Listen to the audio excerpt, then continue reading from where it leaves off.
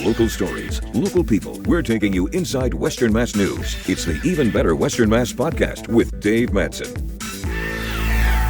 Welcome to this week's edition of the Even Better Western Mass podcast. Wherever you are, hope you're doing well. My guest on the third podcast of the new year is Dr. Jay Burton. He is the founder of the Primary Care Cancer Survivorship Program. Dr. Burton is a cancer survivor. Out of his cancer diagnosis and treatment, he saw the need for improved primary care for cancer survivors.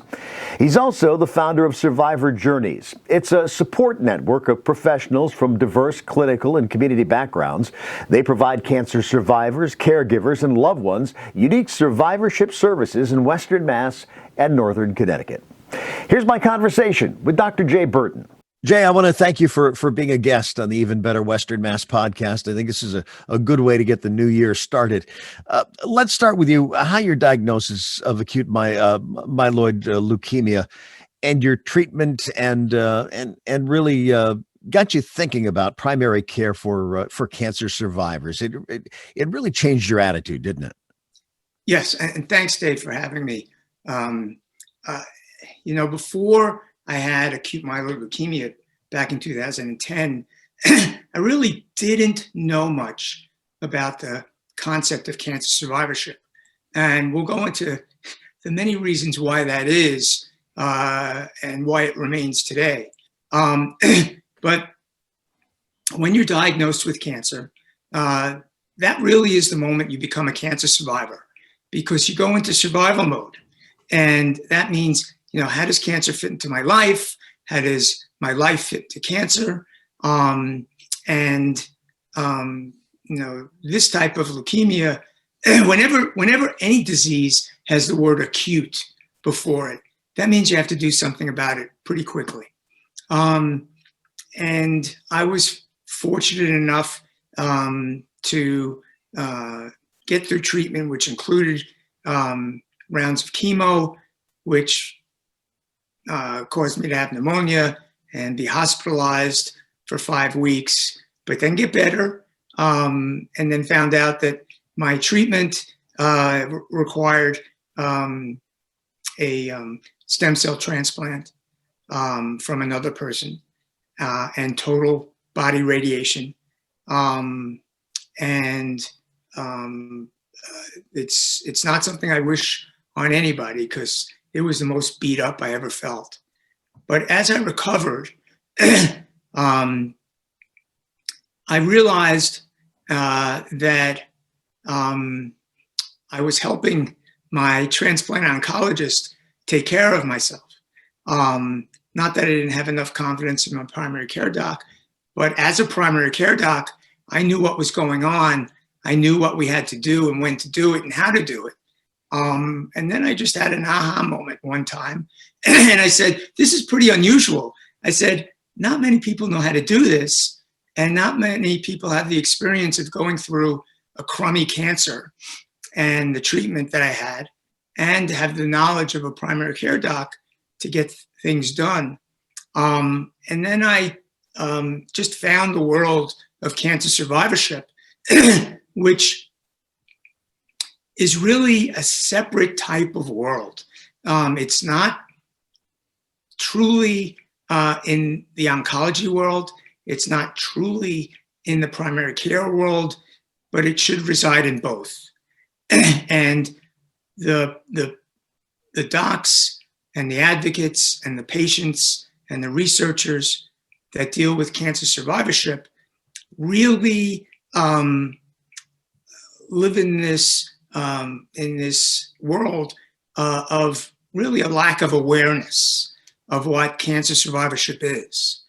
And that really is living before, during, and after cancer treatment. I just realized as I was going through my recovery that we don't have enough cancer survivorship resources anywhere, but certainly in Western Mass. And that, as I explored it more, I gave some talks. I went to national conferences. I was asked to speak at national conferences. And then back in March of 2015, I founded Survivor Journeys, which is a nonprofit 501c3 organization with a mission to help with the emotional, social, and educational support for cancer survivors, their families, and caregivers. And I can imagine too, with every cancer you have, it's a little bit different. Let's talk about the creation of the primary care cancer survivor program of Western New England, and we'll get to survivors' journeys in a bit too, because I just, when you talked about the aha moment as a physician, did you feel guilty at some point in time about how you dealt with your patients before this and how you're dealing with them afterwards? It's like, because I've talked to doctors before who've seen this, and they said, I have to pretty much change the way I do business. I don't feel guilty. I feel that I tried to look back and see, why was I not educated about this? And, when you're a doc, you tend to focus on things that are part of your practice. In primary care, you focus on everything. But cancer survivorship, again, back in 2010 and before, it really didn't have a marketplace. It really didn't. It's a little better now. And now I spend a whole lot more time looking at research and going to conferences and developing survivor journeys. The primary care cancer survivorship program of Western Mass was really just my medical practice and how I approached cancer survivorship. And one of the ways that I do that is in the primary care chart of a patient. And unfortunately, if you look at the primary care chart of a cancer survivor, what you'll see is history of lymphoma. And that's all you'll see. Yeah, just a line about it. And so what I have done, and I actually wrote an article that was published in the Journal of the American Medical Association Oncology publication, and it was called History of Lymphoma. And it wasn't about lymphoma. It was about the primary care chart of a cancer survivor. And so what I do in all of my charts in the office for cancer survivors is the first 5 lines of their past medical history states cancer diagnosis, cancer treatment, complications of the cancer and the treatment, surveillance of what you have to look forward to, maybe other potential complications, and then cancer treating physicians. And so it's labor intensive because you have to data entry all that, but that's in the chart of all my patients who have cancer or have had cancer. If they come in for elbow pain, that's in the record for that visit. So it's always there. And because I don't believe you can really take care of a cancer survivor well, unless that information is is in each note. And what unfortunately happens is there's been a push over the last few years to have something called a survivorship care plan. And that is really a summary of the cancer treatment and complications.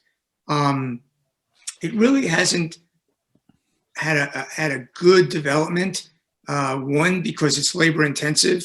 2, because it costs money to have usually a physician, whether it's whoever might do it at a cancer center. Somebody has to do that, and it's usually not the docs.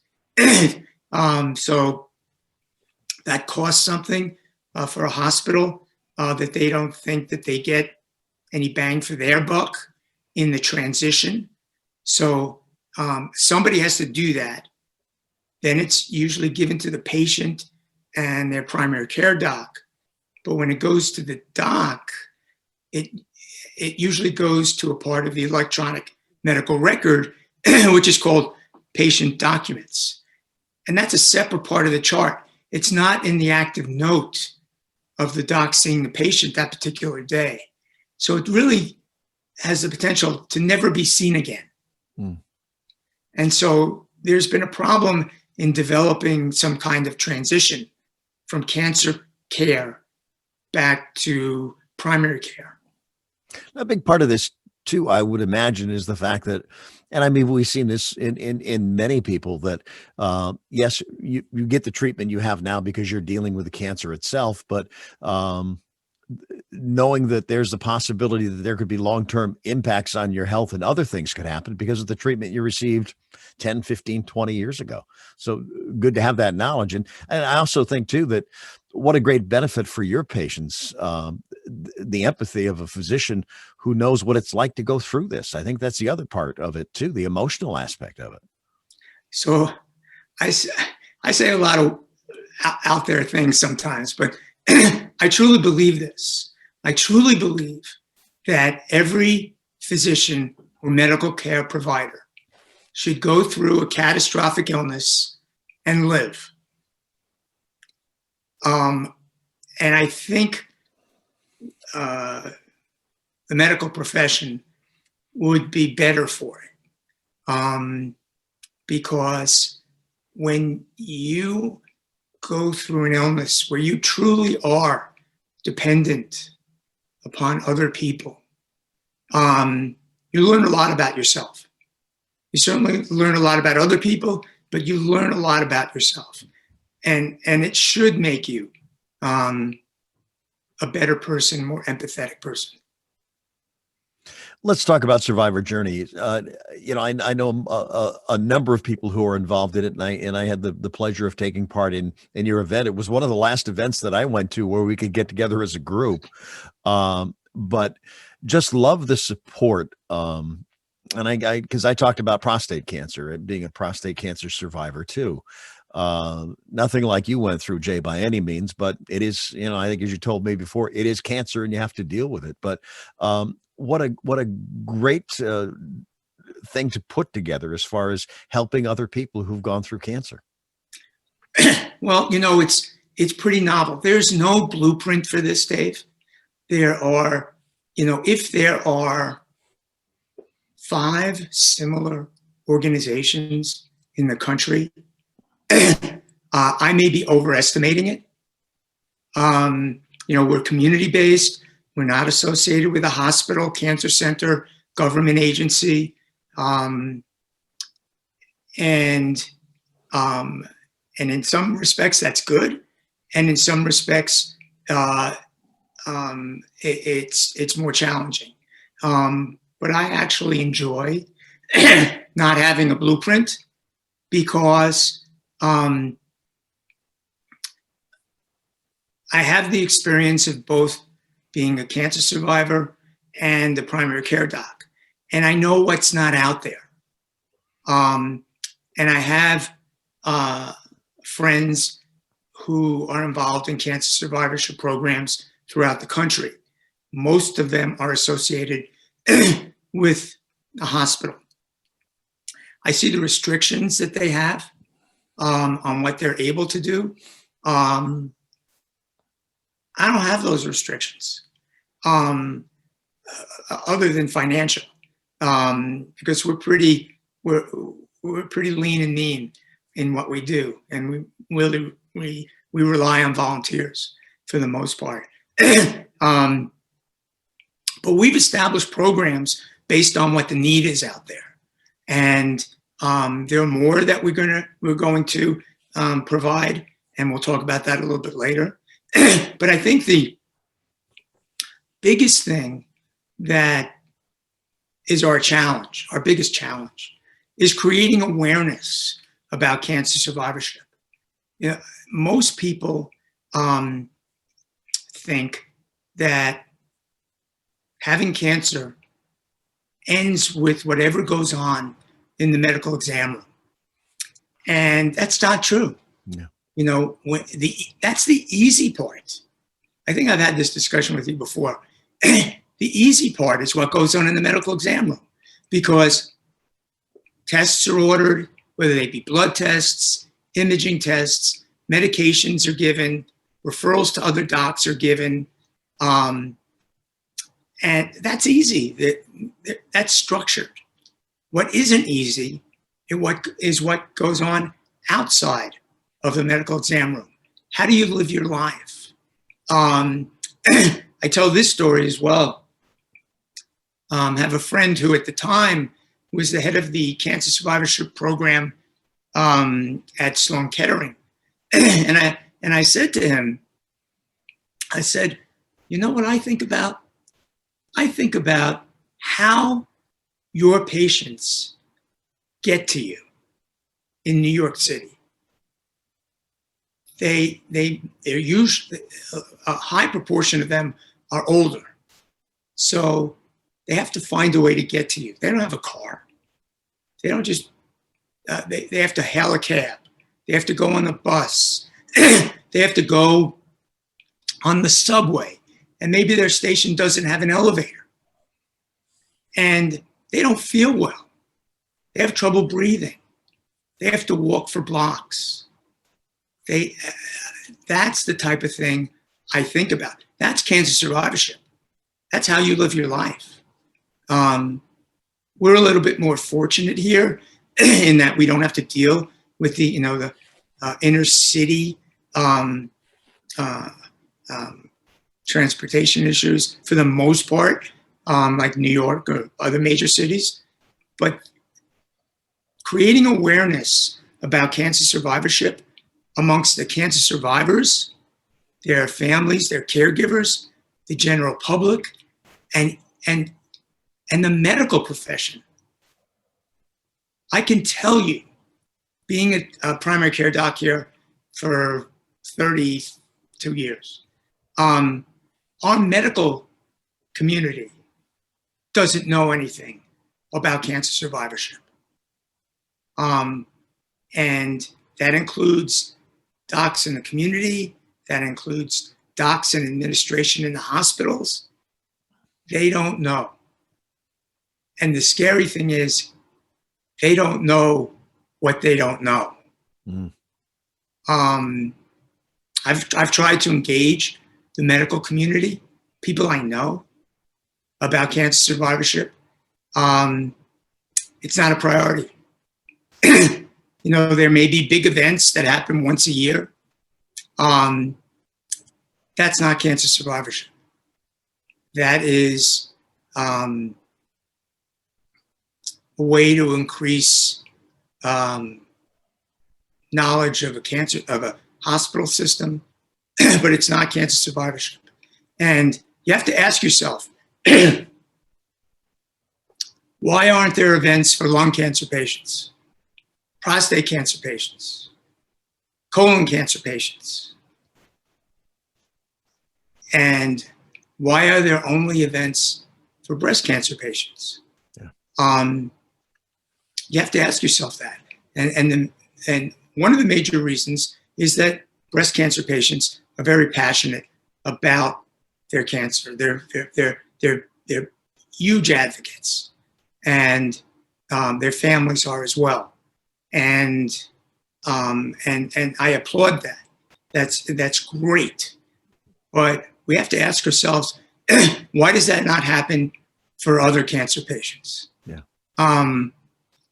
And that's what we try to do in Survivor Journeys.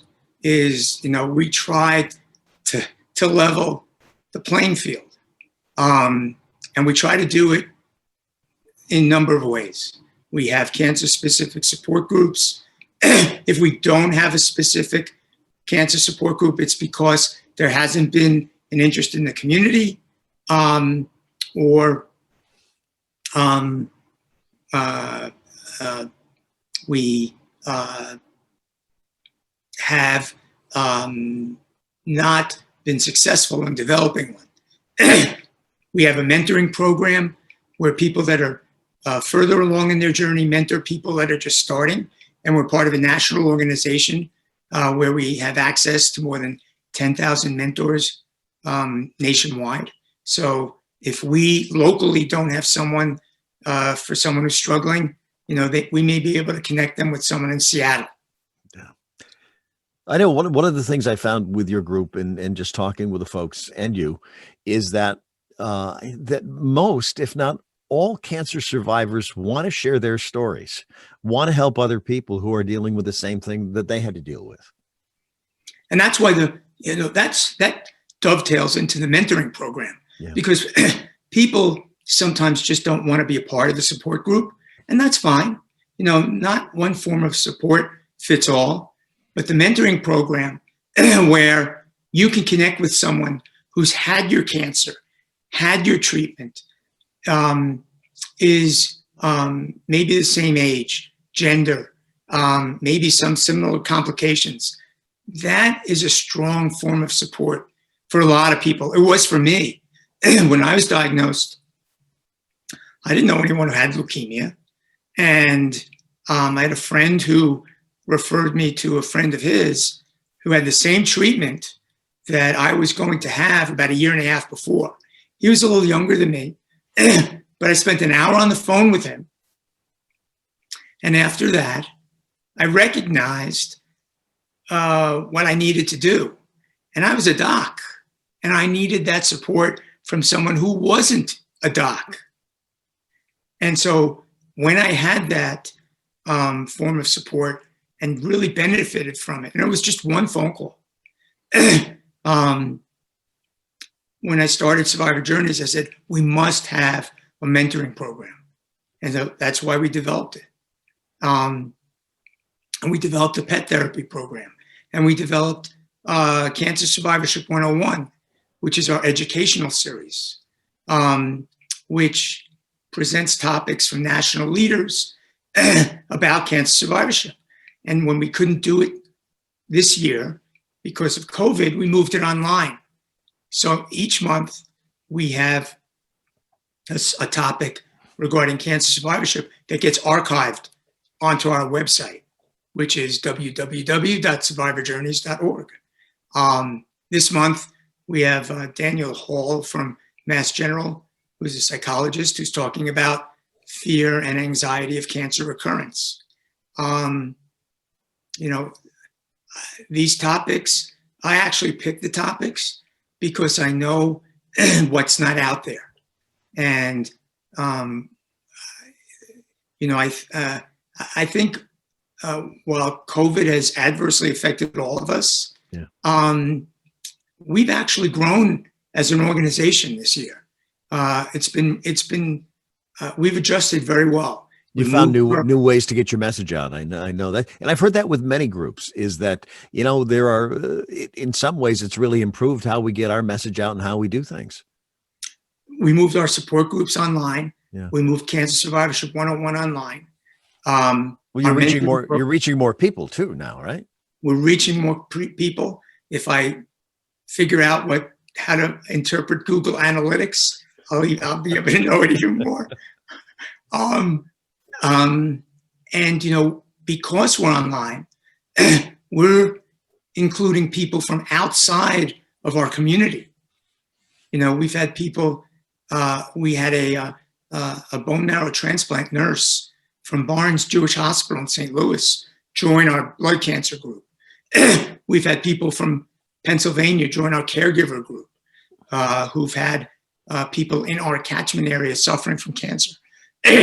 And we've opened that up, and it's great, to the point where I believe we'll continue a lot of these online services even when we're able to do things in person again. And to be very honest with you as well, before COVID, I struggled about how to try to reach people who could not come to an in-person group, maybe because life was too busy, they had physical ailments that they were not able to get out of their house. And I was kind of intimidated by the technology. And then when COVID came, I said, we got to do this, figured it out. And now I'm telling people, I know it's intimidating in the beginning, but it gets very easy after that. but it's a great way to reach people. Because what's the alternative? The alternative is not reaching them. And so why that's so important. And, along those lines, I'm always trying to think of how and who we need to reach out to more. And a focus of mine since we started Survivor Journeys is to get into communities that, don't know anything about cancer survivorship. In some of the suburban communities, cancer survivorship in terms of awareness is a blip. In other communities, it's non-existent. So I'm happy to announce that we're actually starting a Spanish-speaking any cancer support group on Zoom in February. And that's pretty novel. There's nothing like that around here. And there may be only a few programs nationally, which really makes me feel good because, cancer survivorship and talking about cancer in English to English-speaking people is people don't get all of the information. But when you don't speak English as a first language, it just adds to the fear. So I'm really excited about developing this group. I've also tried to reach out to other neighborhoods within the city of Springfield.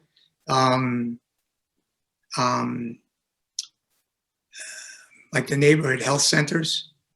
But again, the hospital system that runs those centers doesn't feel that this is a priority right now. And I understand that, in terms of COVID-19 being an issue, but I've been trying to get involved in other communities with our medical centers for years. And I've just not been able to get the engagement. You think about that it's really tragic that these hospitals aren't, because the fact that, yes, I know they're dealing more with COVID-19 and treating those folks, but cancer still exists. People are still getting cancer. And, I'll give you an example. Our son-in-law was diagnosed with non-Hodgkin's lymphoma. And one of the things you were talking about as far as the anxiety that these people have is that he was having night sweats after about a year and thought, oh my God, it's coming back.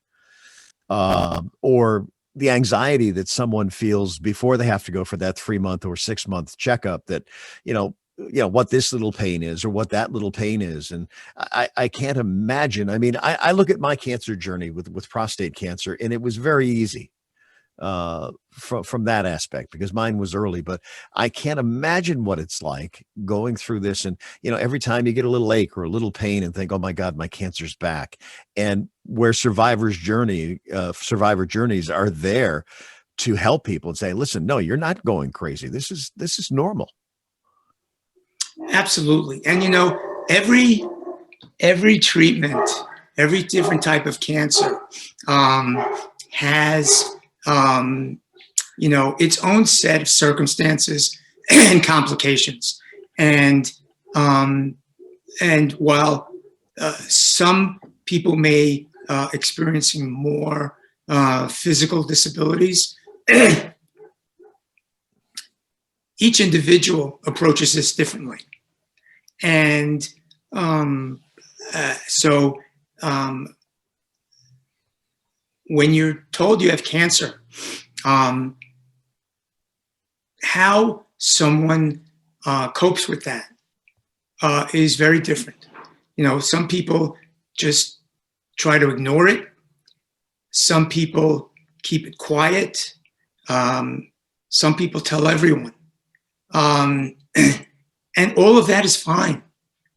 But it's about learning how to control what you can control.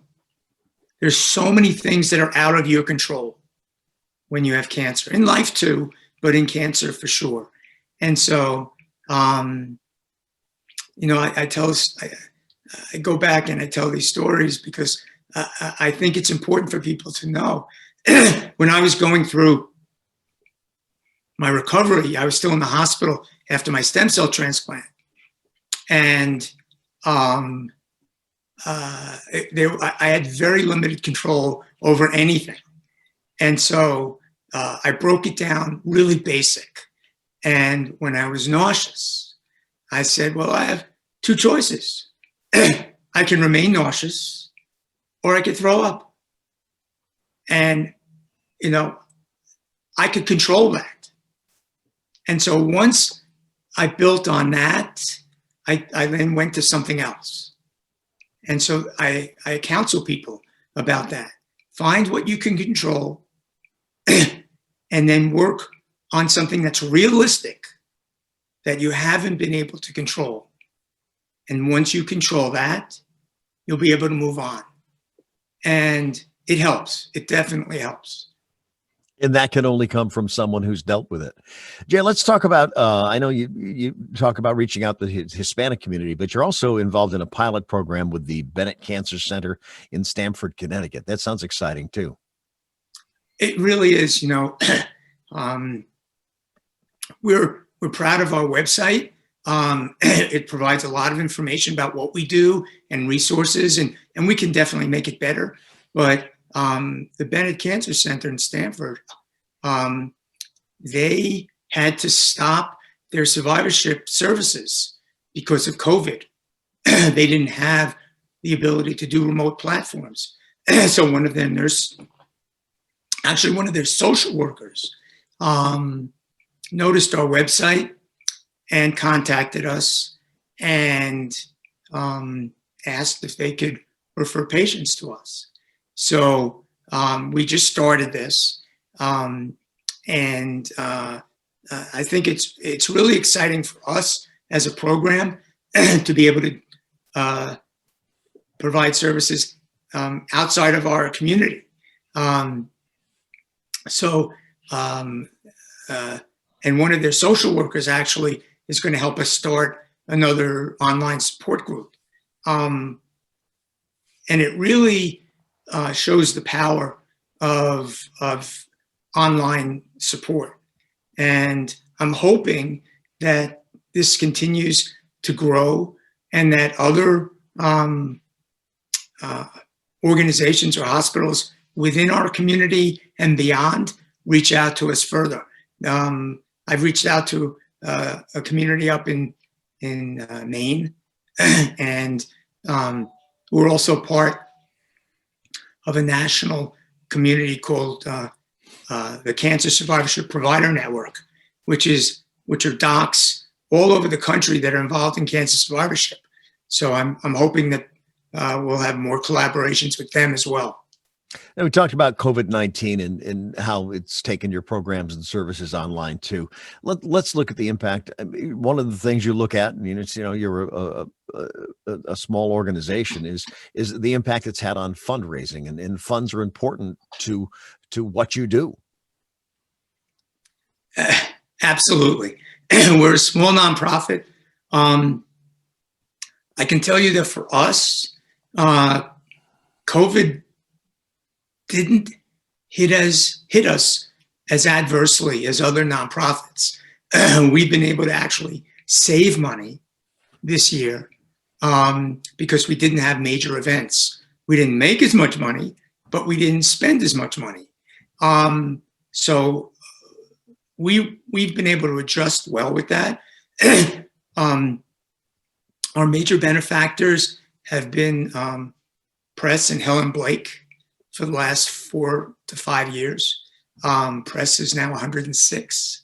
And for people who don't know, he was one of the co-founders of Friendly's Restaurants. He's an amazing man. Amazing man. And so is Helen. And so they've been on board with us for a number of years. Helen, one of Helen's daughters, passed away from a rare type of sarcoma. And she's been a major supporter of us. But we're developing fundraising paths. And this year, we also have been able to develop our board with people with extra skill sets So we now have a director of fundraising, a director of marketing, a director of strategic planning, a director of communications. These are all volunteer positions. And I'm excited to bring people on with levels of expertise that will help us grow.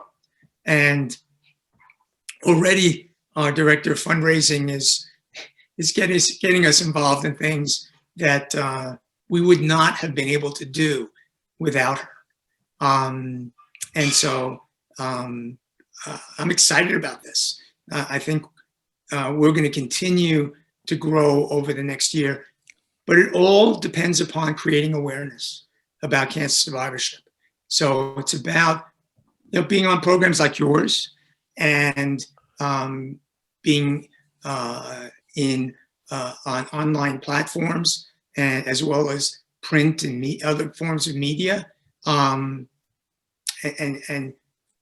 just making people aware about cancer survivorship, which is how cancer survivors live their lives, and caregivers as well. Sure. And I know the bottom line with all this is the fact that, in some way, shape, or form, we're all going to be touched by cancer, whether it's a relative or a friend or whatever else. I mean, no one's immune. Well, between 1 and 2 out of 3 people will develop cancer in their lifetime. So you're right. It's out there. We make strides every day. The research is incredible. There are medications involved that have been developed, within the last 5 years that have extended people's lives. We know more than we did 5 years ago, but we don't know as much as we will 5 years from now. Sure. And the level of development of treatments has been really exponential in the last 5 years, helping people live longer. And look, I'm an example of that. Stem cell transplants have increased people's lives for a number of cancers. And I'm here 10 years later. I've been fortunate enough to be a part of many family events. My oldest daughter just got married, which is great to be a part of. I've seen my other 2 daughters grow. And I also developed survivor journeys, and also just have gone back to practice. But I've also, I can tell you that it's not the right term, but I'll use it anyway. I'm kind of a poster child for cancer survivorship, because I've gone through this treatment, and I'm a survivor of 10 years, but I've lived long enough to now develop something else that's not related to my cancer. But that's what cancer survivorship is. It's when you can't forget the other things that you have to watch out for when you're a cancer survivor. So it's really important to go to primary care and make sure you don't have high cholesterol, which can lead to, heart attack and stroke, just like hypertension. You have to make sure you don't have diabetes. You have to make sure you don't smoke, that you keep your weight down, that you exercise, because that's going to extend your life. And those need to be stressed to all cancer survivors, in addition to the general public. Nice thing to know, too, is this: if you are diagnosed with some form of cancer, that Survivor Journeys is there to help you through it. And the other part of it is, and you touched on this too, is it's not just the person who's been diagnosed with cancer, it's their family who's also involved in this. This is a family diagnosis, isn't it? It absolutely is. Our caregiver group is one of our most successful groups. You can't have a cancer survivorship program without addressing the caregivers, because they are our heroes. When we're too weak to do anything for ourselves, our caregivers and families are there. I'm proud that we address this. And I'm really grateful that people have reached out to our caregiver group. And our mentoring program also includes a caregiver component, so that if people who are caregivers want to reach out to a mentor, we can do that too. All of our programs, Dave, are free. So people should not feel that money is an issue in terms of being involved with our programs. That's why it's important for me to say that there are very few, there are inadequate cancer survivorship programs in our area. It's better now than it was 5 years ago when we started, but it needs to get better. And we need to have more engagement of the medical community. And I think that I'm hoping that develops. One of the things I also, as we were developing this Any Cancer Spanish-speaking support group, which is going to start in February, I was thinking, this is a great idea, but what comes along with that is preparing notifications and things in Spanish. Mm-hmm. So I stumbled upon on our website that we have Google Translate. And that day, I think I was the happiest I've been in a long time, because you touch Google Translate, everything turned into Spanish. And I went, oh, this is so good. And I don't know, there are like 50 languages on that. So it's another way that we can reach out to people, and they can understand what we're trying to do. That is the things that you discover and the little things that make you happy now. But boy, that is huge. Jay, we've touched on an awful lot. Anything we haven't touched on that you want to get out to our audience? Well, I think that if people have questions, they should email us. They can go to our website again, which is survivorjourneys.org. They can call us at 413-276-6100. Our services are free. What we have now, it doesn't mean that we're not going to grow. In addition to the Spanish-speaking group, we're starting another breast cancer support group. We want to start a prostate cancer / men's cancer group. We want to start a gynecological oncology support group. These will be online. We want to stress the mentoring program that's out there.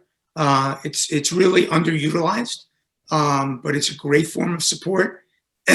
We have a pet therapy program, which probably has been the program that's taken the biggest hit in terms of COVID. We haven't been able to get out there and do that. But, I challenge anyone to not smile when they see a dog or a cat come their way and they're looking for support. And we're continuing our Cancer Survivorship 101 series. You can find out what future topics are by going to the website. We're going to extend this past April, which was the original intent. In May, we're going to have someone who's a breast cancer survivor, who's an advocate, talk about advocacy for yourself and then develop it nationally. I think that's an important topic for people who are cancer survivors and their families. And we're just going to extend it. The topics are limitless. And I think that, we're going to try to engage everyone. Our goal this year is going to be creating awareness. We're kind of like the little engine that could, in terms of trying to get out there and educate people about cancer survivorship and engage our community and beyond. A long-term goal for us is to develop a cancer survivorship resource center for Western Mass, which originally I thought would be a brick and mortar type of center, but that's still a possibility. But going through what we've gone through and experienced what we've gone through over the last year, it may also possibly be a virtual experience where people can go and interact about their specific cancers, get resources and help. We have had support from Brian Ash, who's one of our local legislators, who brought it up as a budget amendment this year. It did not succeed because of all the COVID types of requests. But he's not going to give up, and we're not going to give up. And he'll propose it in further budgets. But that's a long-term goal for us, to be able to help educate people more and provide resources that they may not be getting. My thanks to Dr. Jay Burton for being my guest on this week's edition of the Even Better Western Mass podcast. Now, to learn more about primary care cancer survivorship, you can go to springfieldmed.com. And to learn more about survivor journeys, you can visit survivorjourneys.org. Thanks for watching or listening to this week's edition of the Even Better Western Mass podcast. I'm Dave Madsen. Stay well, stay safe, and if you can, join me next week.